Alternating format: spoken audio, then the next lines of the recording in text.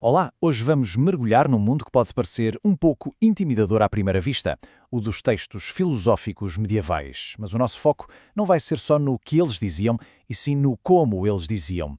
Vamos explorar as diferentes formas literárias que eles usaram e que acabaram por moldar o pensamento ocidental durante séculos. Se alguém já abriu um texto destes e pensou, mas o que é que está a acontecer aqui? Saiba que não está sozinho. É uma sensação super comum. A forma como os pensadores medievais construíam os seus argumentos, as suas referências, o estilo, tudo isso pode parecer um verdadeiro labirinto para nós hoje em dia.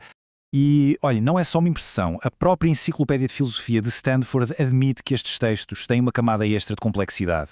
É por isso que estamos aqui. O nosso objetivo é precisamente desvendar o porquê disso e transformar esse labirinto num mapa um pouco mais claro. Muito bem, vamos a isso.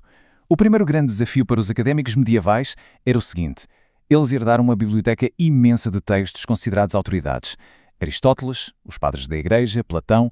A questão era, como é que se organiza e se entende tudo isto?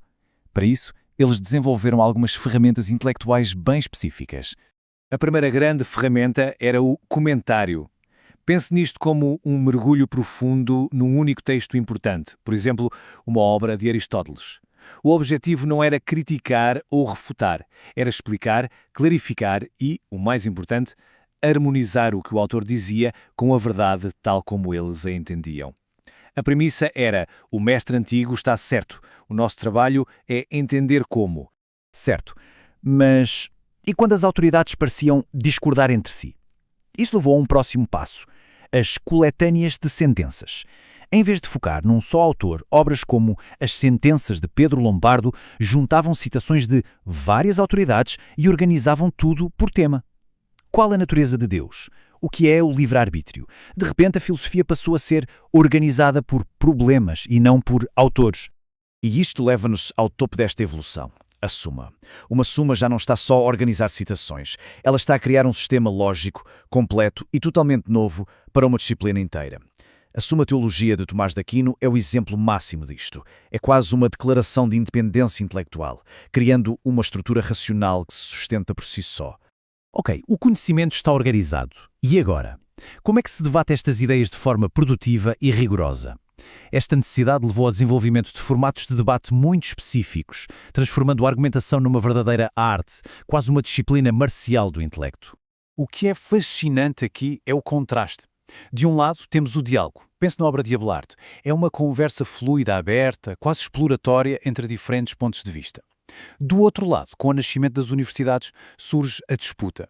Isto já não era uma conversa, era um exercício formal, público, com regras super rígidas. Quase um combate intelectual onde o mestre daria o verdito final. E essa disputa, que girava em torno de uma questio, ou uma questão, tinha uma coreografia muito bem definida. Primeiro, a questão era lançada e os argumentos a favor e contra eram apresentados. Depois, um estudante avançava com uma proposta de solução. E, finalmente, o mestre entrava em cena para dar a palavra final, resolvendo a questão e respondendo a todas as objeções. Era, no fundo, a institucionalização do pensamento crítico. E para quem queria ir ainda mais longe, havia o equivalente a um treino de elite da lógica. Formas como os sofismata, que eram frases paradoxais para resolver, e as obligaciones, que eram jogos de debate com regras muito restritas, foram desenhadas para levar a agilidade mental e a precisão dos argumentos ao limite absoluto. Era aqui que os verdadeiros mestres da lógica eram forjados. Mas nem toda a filosofia medieval acontecia neste palco público e combativo da disputa. Algumas ideias precisavam de uma abordagem diferente, uma abordagem mais pessoal, mais poética ou por vezes mais velada, especialmente se fossem temas sensíveis ou até perigosos. É aqui que entra a alegoria. A ideia genial. A história que se lê na superfície é apenas um véu. Por trás dela existe um significado mais profundo, filosófico ou espiritual. Era uma forma de explorar ideias muito complexas ou controversas sem as afirmar de forma direta e arriscada. O Tratado do Pássaro de Avicena é um exemplo perfeito. Claro que a história não é, literalmente, sobre pássaros. Cada montanha, cada etapa da viagem simboliza um passo na jornada da alma em busca da verdade e do conhecimento divino. A forma literária e a mensagem filosófica são uma coisa só. Outra forma profundamente pessoal era a meditação ou o solilóquio. Aqui, a filosofia vira-se completamente para dentro. Não há debate público, não há citações de autoridades externas. É um autor, sozinho com os seus pensamentos, a travar um diálogo interno para chegar à verdade. É uma filosofia de introspeção.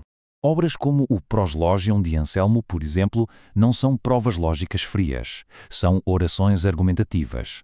As Confissões de Agostinho são um longo diálogo com Deus. Isto remete-nos para uma ideia muito antiga, a da filosofia não como uma matéria de estudo, mas como um modo de vida, um caminho para a transformação pessoal. E é aqui que tudo se conecta. O ponto crucial é este. Ao observarmos a evolução destas formas, do comentário à suma, do diálogo à meditação, não estamos apenas a ver uma mudança de estilo. Estamos a assistir a uma transformação profunda no próprio significado de fazer filosofia. Este slide resume tudo na perfeição. Vemos uma mudança de uma filosofia enquanto projeto pessoal e espiritual de vida, que se expressa em meditações e alegorias, para uma filosofia enquanto disciplina académica, rigorosa e sistemática, praticada nas universidades através da disputa e da suma. Ambas são filosofia, claro, mas o seu propósito e a sua forma não podiam ser mais distintos.